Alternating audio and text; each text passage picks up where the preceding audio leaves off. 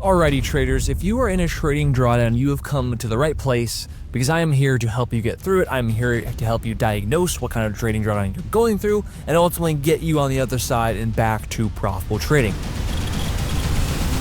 Hi, my name is Kyle Williams. I have been a trader for nearly 9+ years and well over 6 million in trading profits. And I've gone through many drawdowns. I've been through tons of them over and over and over again. It's a part of the game. They happen all the time. And as a newer trader or a trader like yourself, who maybe is just finding profitability, maybe you're looking for it, maybe this is your first drawdown, I've been where you've been. And this is the steps I take and the things I do to just double check myself. Let's dissect the drawdowns and find our way on the other side. The first question I have for you, and the first question you should ask yourself, is how do you really know if you're in a drawdown, right? Some people have a set percentage of their account. Some people have just a percentage of how much profits they give away. There's no real true right answer. It's a little bit different for everyone. Everyone has different risk management systems. What I like to do specifically is look at how many times I'm losing. Okay, so for me, it's not necessarily a certain amount of money that I've lost per se, but I like to look at how many losing trades have I taken in a row, because I have risk management on top of that to know, like, hey, if I've lost 6 times in a row, I generally know how much that is in P&L wise, right? I don't have to look at maybe the percent of my account or the percent of my profit. I kind of know where that stands. I like to use this graph. Shout out to Steve Burns. This is from his blog, New Trader U. This is the probability of X consecutive losing trades within a 100 trade sequence. Now, disclaimer, a 100 trade sequence is not that big, right? If you've been trading for a long time, you've been trading like me for 9+ years, you're gonna have thousands of trades. You're gonna have maybe even tens of thousands of trades. So over a 100 trade sequence might not be enough, but let's just use this for an example, because you can extrapolate the numbers from there and kind of use it to your advantage, okay? But let's just go with this, and now look at your win rate. Your strategy you have is gonna have a win rate. It might be 5, it might be 10, it might be 80, it might be 60, who knows where you're at.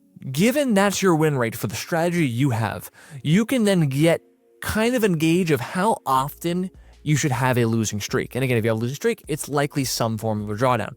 For me, over my career, I win in the 62-63% of the time. So I am somewhere right in the middle of 60 to 65%. Now, if we look at that, how often is it that I'm going to have 4 consecutive losing trades? It's between a 92 and 77% chance. So pretty often, and in fact, most drawdowns I have, I'm gonna have at least 4 losers, if not more, okay?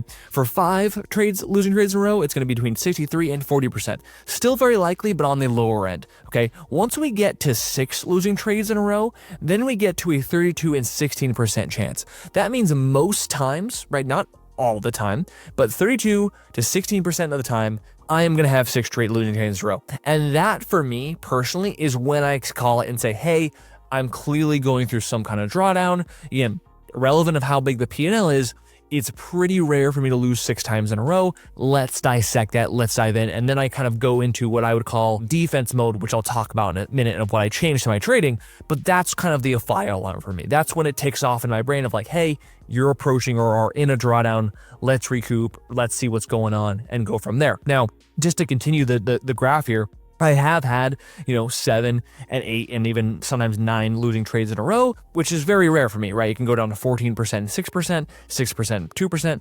1%, which is then extremely rare. However, the caveat with this, or another caveat with this is assuming you are following your strategy. You got to remember, we're human beings. If you're in your drawdown and all of a sudden you can't emotionally handle it, maybe it's your first drawdown, and then you oversize on a loser, or you revenge trade and lose more than you should, or you start just over trading because you're trying to make profits back and you don't want to be in a drawdown. Well, now you're throwing your stats off. Right now, you're not sticking to the system that gives you, let's say in this example, a 60% win rate. Now you're taking 4 or 5 extra losers that you wouldn't normally take, and all of a sudden you're entering the realm of having 10, maybe even more plus losers in a row, hence throwing this graph off. So step number 1 from a psychological perspective is let's make sure we're sticking to the Azure strategy that got us in the drawdown in the first place, so we can know just how out of the realm of extremes it really is, right? So with that being said, for me, it's like once I hit the 5, 6, really 6 to 7 range of losers in a row, I'm like, okay, something's off. Let's reevaluate what is going wrong or what is happening here. Okay. Now, the first question I'll ask myself, and this is maybe more so for beginning traders than more advanced traders, like further down the line veterans, is do you even have an edge? right? Like take it back to why you even have a win rate in the first place. Is your edge something that actually exists and that you can prove exists, whether you are there or not? Or is it something that you just gambled on for the last 3 months? You had a good run and all of a sudden the market's changed, it's shifted, and you're getting your first dose of your own medicine of realizing, hey, my strategy that I thought I had, the edge I thought I had, wasn't really an edge at all. It was just me getting lucky. Like that happens. I have met many traders who have been profitable for sometimes even a year long because they were just in a very generous market and all of a sudden they were hit with an environment that they haven't been used to before, and their edge, or I'd like to call it maybe a little bit of luck, just evaporated, right? So I would take another second hard look and ask yourself, like, is my edge even actually there? Or have I just been getting lucky guessing most of the time? Right? And again, if you've been through multiple drawdowns and have recovered, you likely have a strong edge that you're able to maneuver and follow to get through the hard times and on to the next time. So really, this is more of when you're going through your first drawdown, just have that extra backstop of like a second guess and really question yourself, like, is this actually what I am sticking with? Or did I just get lucky or just have a good run for whatever period of time you've been profitable, okay? Now, with that being said, once we are past those two stepping stones of acknowledging we're in a draw and then questioning why we're in a drawdown, right? If we have an edge or not. Now it's the first step to recovery. Okay. First step, number one for me, again, let's go back to my example. I've lost 6 or 7 trades in a row. Okay. I'm in now defense mode, what I would like to call it. What do I do? Step number one is sizing down. Now there's no exact amount that's perfect for you. It could be sizing down 25%. It could be sizing down 50%. It could be sizing down 75% and cutting your size well and over half.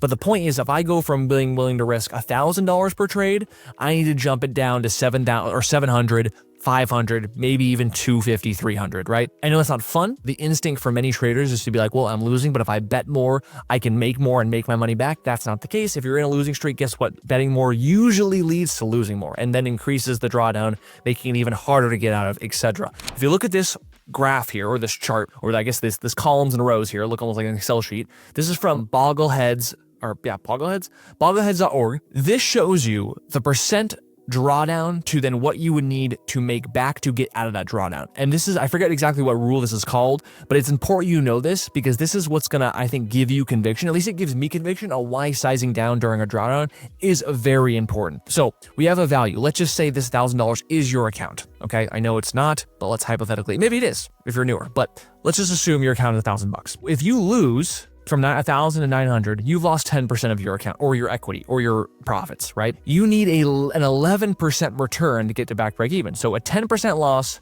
needs an 11% gain to get back to break even. Doesn't sound like much, right? It's only in 1 extra percent. But as you extrapolate that out to further losses, let's say you lose half your value or half your account. You go from 1,000 to 500.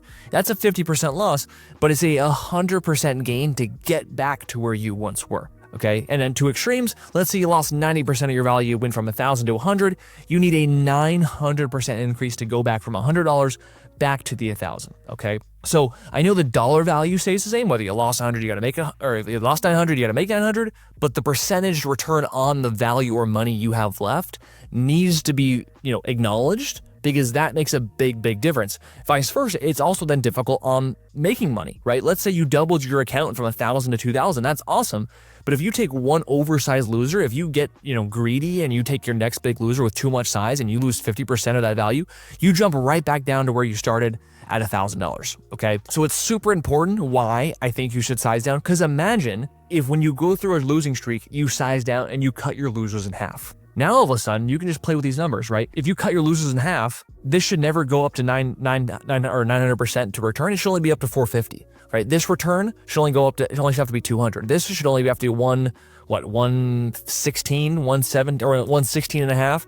This should only be 75. This should only be 50% return, so on and so forth, okay? Now, I know it's a very bland, just rough example, but that's the whole point of sizing down, is that when you are in damage control, when you're in defense mode, that's exactly what it's supposed to be, which is just minimizing the losses as much as you possibly can. And if you're going to go into the trading day with an idea of like, hey, I just took 6 losses in a row, what are the odds of taking another 6? Again, talking back to the emotionalities of things that like you might just get emotional. And again, this is just a 100 trade sequence. What if this is over a 500 trade sequence? these numbers could be bigger. You could end up taking 10 or 20 losers a row and have that be very normal. So understanding that cutting the size in half just to mitigate the losses overall will give you that much better of a chance that once you start to see signs that you're getting out of the drawdown, to size back up, and all of a sudden you're back to kind of making those gains back, and you don't have to make such big leaps and bounds from a percentage perspective on getting back to where you once were in out of the drawdown, okay? So that's super important. I can't tell you how many times just sizing down alone has prevented me from, one, increasing the drawdown, and number two, just getting out of the drawdown in general, right? Because not only will sizing down, do what we just talked about, but again, back to the making the emotional decisions, the revenge trading, the over trading, sizing down will also help stop that. Because now you're not really trading P&L anymore, you're kind of resetting and restarting, and you're just trying to get back to trading well, which should have nothing to do with your P&L in the first place, okay? So that kind of resets yourself, gets you out of any of these bad habits that would skew these stats in this graph to begin with, so on and so forth, and you kind of work through that process and go on from there. The last thing I do when we're in this, damage control defense mode is a bit more of an art than a science, right? We've been talking a lot about numbers, and that could be more scientific, that could be more tracked. The art aspect to it is that I will get very picky on my particular strategy in my particular setups, right? If I'm on a hot streak and the market's hot and the market's very forgiving, I could trade things that I would grade a C grade, maybe even a D grade, right? If you're doing A through F, right? Something that's like D or C or maybe even like a B minus that isn't really that great, but we're in a hot market, the margin of error is very wide, so I can just, make money fairly easily. It does happen sometimes. So I'll take all these trades that really aren't that great, but again, I make money anyway. When we're in a drawdown period, that flips on its head to where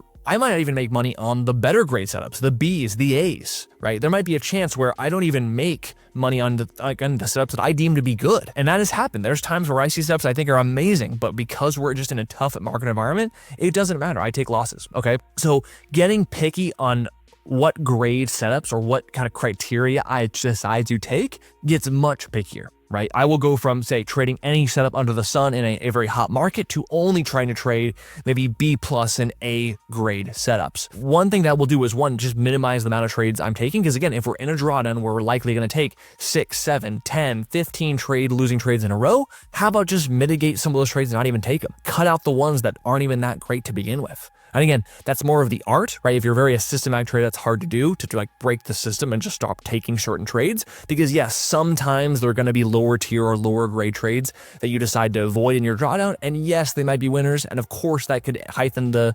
emotionality of it. Like, gosh, dang it, I didn't take this trade because thought I was lower grade, but it was still a winner. It would have helped me in this drawdown. I get it. It can happen. But I'm thinking big picture here. I'm thinking long term, and over time, the C grade setups are not the reason why I'm a millionaire. Right? They're good helps. Maybe they fill the void of me, feeding the degen itch, right? Maybe they make up for some of the losers, but the reality is I'm not a millionaire because I've traded and banked on C grade setups. It's been the B pluses, the A's, the A pluses, okay?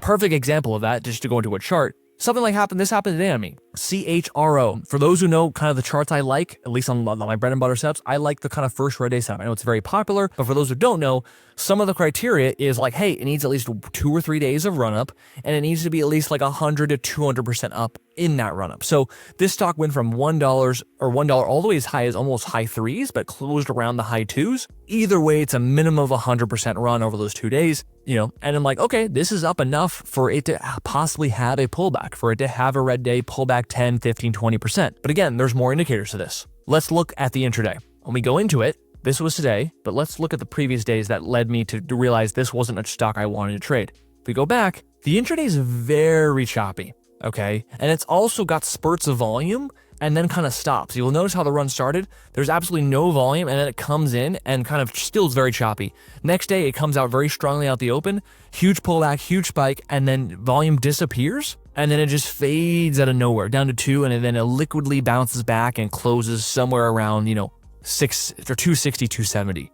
Again, when I look at intraday charts, and I've seen hundreds or thousands of them, this is not the look of what I would have expected a daily chart to look like this, okay?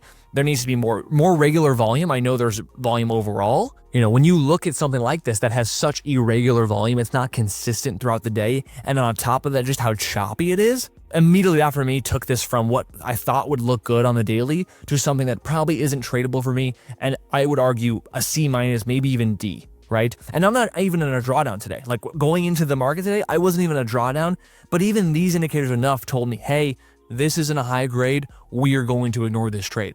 And look, lo and behold, what does it do? Out the open, it opens up somewhere around 230s. That's fine and all dandy, but it's even lower volume than it was before. There's no burst of volume anywhere, so it's incredibly illiquid trade. And it's just, it's done nothing. It's watching paint dry all day long. And if I got short anywhere near the open, I'm barely at a profit, if not at break even, or probably a loser by the end of the day. Probably losing just from the spread perspective of how liquid it is, right? And again, I don't need to know I don't need to know the future that it's going to play out like this. Clearly I didn't, but I saw enough indicators looking at the intraday chart that showed me, hey, this is not an ideal setup. Sure, it could have worked. I would have missed out on some profits if it did, but I'm okay missing it. And lo and behold, I end up avoiding a loss because of it. Okay. And I do this, and I'm doing this when I'm not even in a drawdown. So imagine what it's like for me when I'm in a drawdown. I really tighten it up. I really play defense, and I really try to wait for a setup that I am feeling very good about. That's going to be the play that's going to get me out of the drawdown, not continue it. Okay. So hopefully this helps. Feel free to leave in the comments any things you do personally. It could be completely different what I do. It could be taking 2 weeks off, right? I will admit I'm kind of bad at that. I will usually not take days off and just keep showing up the next day and then just play hard defense mode like I've been talking about. Some people take off. That's great. There's tons of other things people do. Feel free to leave them in the comments. And then as always, make sure to like and subscribe, and I'll see you guys next video. Thanks so much. Bye.